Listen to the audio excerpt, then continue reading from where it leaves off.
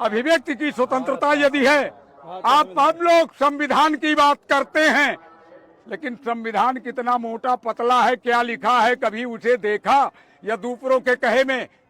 कभी कभी लोग आके हम पे पूछ लेते हैं, बाबा भगवान को देखा क्या? अरे तू तो संविधान देख सकता है यार, भगवान किसने देखा और कैसे उसको वर्णित करेगा? ये भी कह दिया गया कि वर्णन नहीं हो सकता।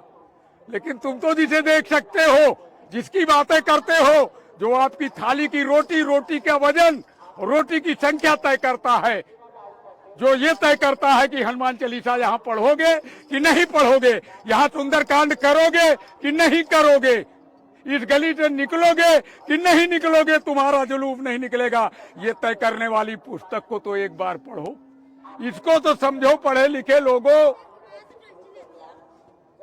तब फिर सनातन की ओर आओ। सनातन में तुम्हें सब कुछ मिलेगा, सब कुछ। एक होने का तरीका, सभी सीधे नहीं खड़े होते, ढेर लगाइए किसी भी चीज का, गेहूं का, चावल का, मूंग का, कोई भी अन्न, कोई भी वस्तु, तो ढेर में कोई आड़ा होगा, कोई बेड़ा होगा, कोई पड़ा होगा, कोई खड़ा होगा।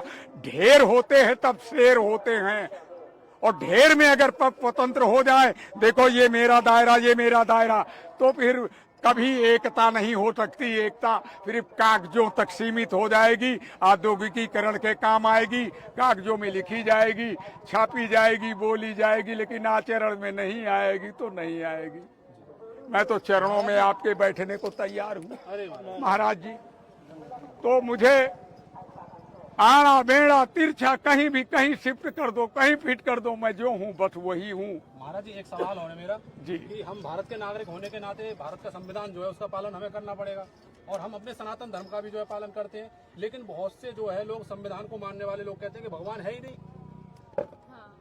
अब उन्होंने जाना नहीं, जबकि ईश्वर की शपथ सभी लेते हैं जी। ईश्वर को संविधान में भी लिखा गया, शुरुआत जहां से होती है वो ईश्वर शब्द का उल्लेख यदि है, और फिर उसे आप पालन क्या करेंगे? जब आप पढ़ेंगे तब ना।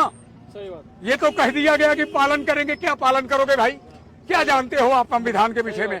और आप चुनाव लड़ करके वहां जाओगे भी, संविधान में कहाँ कमी है, कौन सा परिवर्तन करना है, आपने अध्ययन ही नहीं किया तो परिवर्तन भी क्या करोगे? तो कैसे कैसे लोग चुन के जा रहे हैं, फिर आप आटा चावल में उलझे हो। ये देश तुम्हारा तो है, तुम भी तो समान हो जी, समानता तो यही है। तो पहले अध्ययन करके जानो तो हम कहाँ हैं और कैसे हैं, किस रूप में रखे गए हैं। अपनी स्थितियों के अध्ययन के बाद ही आगे की यात्रा शुरू होती है।